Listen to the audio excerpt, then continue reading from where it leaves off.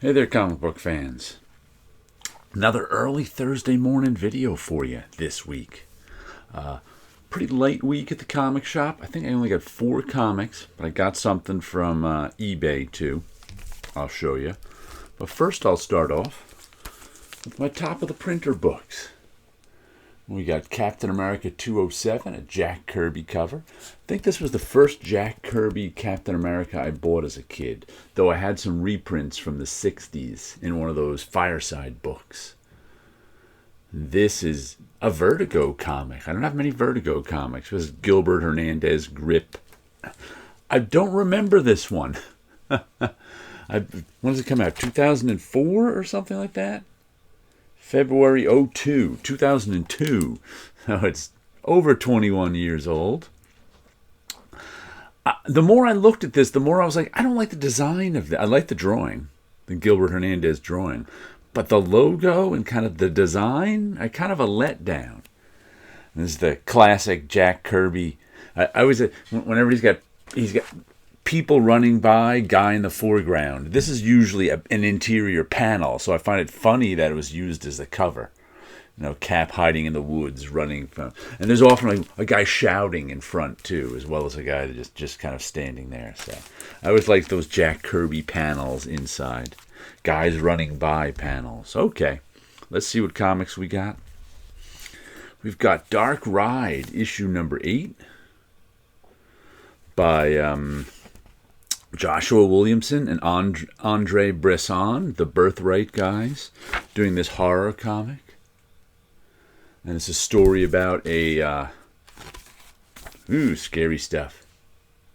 Story about an amusement park that's a horror amusement park, and it has some ties to actual demons too. And the kids of the founder are just finding out that there's actual monsters at this horror park that they've been helping their father run their whole lives.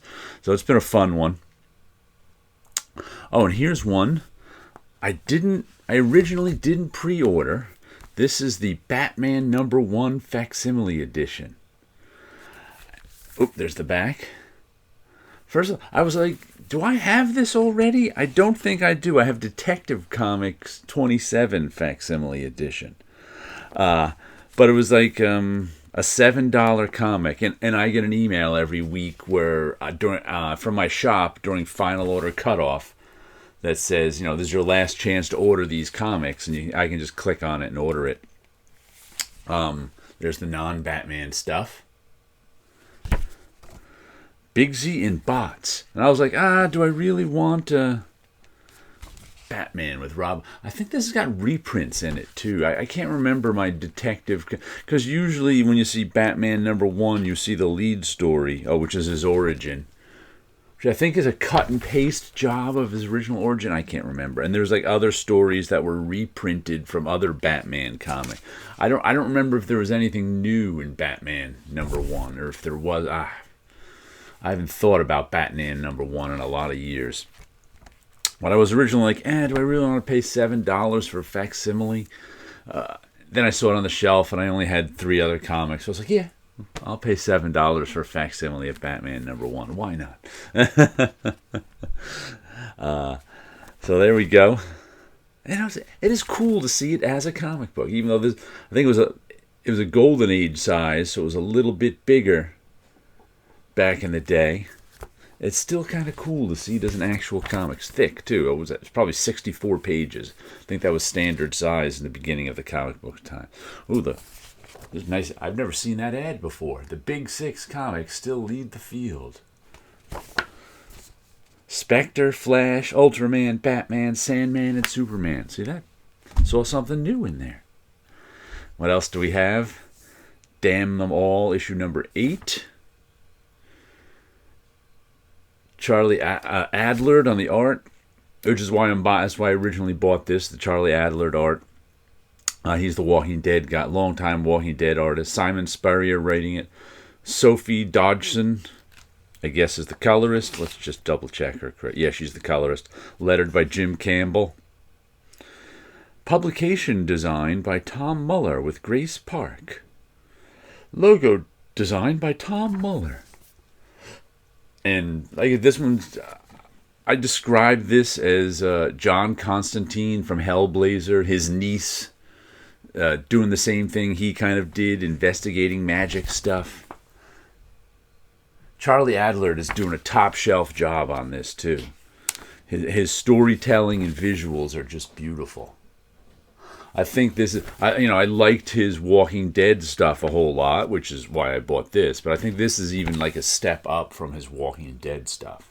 It's just been so well thought out and done that I've enjoyed it thoroughly. Let's see, what else do I got? Creepshow Volume 2, Issue Number 1. And it's funny, I think there's only two, and this is an anthology of horror stuff, and there was a Volume 1 that I picked up. Though I enjoyed Volume 1, I wasn't sure if I wanted to pick up Volume 2. Then I happened to have all of Volume 1 out, flipped through their covers, and their covers were so nice that I was like, you know what, I'm getting Volume 2. So I put Volume 2 on my pull list. Who did this cover? Let me see. Did my copy? There's a little waviness to my copy. I wonder if I got a couple drops of water on. It started raining out as I was walking to my car.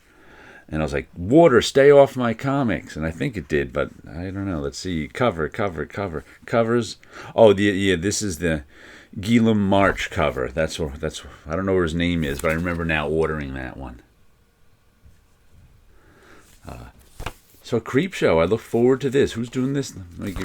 Garth Ennis, Becky Cloonan, Phil Hester, and Eric Gapster. I like Becky Cloonan, Garth Ennis, and Phil Hester. I'm not sure who Eric Gapster is, but I'll find out. Let's see. He did the Phil Hester. Oh, he's the inker on the Phil Hester story. Okay. Ooh, there's nice. I like that Creepshow shot. So that one's good. And then what I got from eBay is the Hero Discovered Mage Volume 1. And I didn't realize that this... And I got this only because I just finished rereading the original issues of Mage, which I also have in their oversized 3-volume collected editions from the late 80s when they first came out. And they have the original coloring in them, but they lost the original coloring when Image reprinted it in the 90s. This is like a 2017 first printing. But they recolored it. And I remember not liking I wonder if they recolored it again for this volume. Because I think they recolored it in the 90s when Image published it, in the late 90s. And I remember not liking the color as much on the redone, because the original coloring for Mage was very distinctive. It was done with air marker, which leaves a very distinctive texture on all the stuff, which I always liked. And so when I saw the redone color in the late 90s, I wasn't as fond of it. But I was just like, you know what? I want to compare and contrast it, because I never had a version with any of the redone color in it. So I was like, I want to compare and contrast the color. I might make a video of it looking at the color. So I bought I spent $10 on it, shipped and taxed from eBay. And what's weird is this, I thought they would just have, because there's 3 volumes of Mage. The Hero Discovered, The Hero Destroyed, The Hero that. I can't even remember the volume names anymore. But this is the very first one from the 80s, The Hero Discovered. And since there's 3 volumes of it, I thought they'd put it all in one volume. But this is Volume 1 of Volume 1. So this is like issues 1 through 8. And issues 9 through 14, I guess, are in another volume. So I found that a little weird. I only got it because it was cheap and I want to compare the color. So I don't really care. I'm probably not going to read this one. If I want to read the collected edition, I'll read the oversized ones. And if I want to read the original issues, which I just did, I'll read the original issues. But I just found it strange that they'd sell Volume 1 of Mage in 2 volumes. All right, I guess they didn't want to add the extra pages and extra expense. Because this one, I think, is this is a $20 volume. But yeah, we'll give that one a look. And let me show you a little bit of my artwork before I sign off. Here we go. What do we got here? Dreams of Things 203. I like that nice pink on there. And I think in this hair, I used strokes of that purple that's fugitive, which means it's going to tend towards pink and match the face a little more in a year or so. So I had fun with this one, just straight up. This is kind of reminiscent of the first one I did, just kind of straight up faces, simplified and made very colorful. This is one of the favorite ones I've done in a while, I think. It's got my asymmetrical symmetry in it, too, and that it looks symmetrical on first glance, but it's really not. The sides of the hair don't match each other. The sides of the face don't really match each other. So that's one of the things I like doing, is make something that looks symmetrical but isn't symmetrical. Alrighty, so there you go. Some comic books, some artwork, and you guys have a good week out there.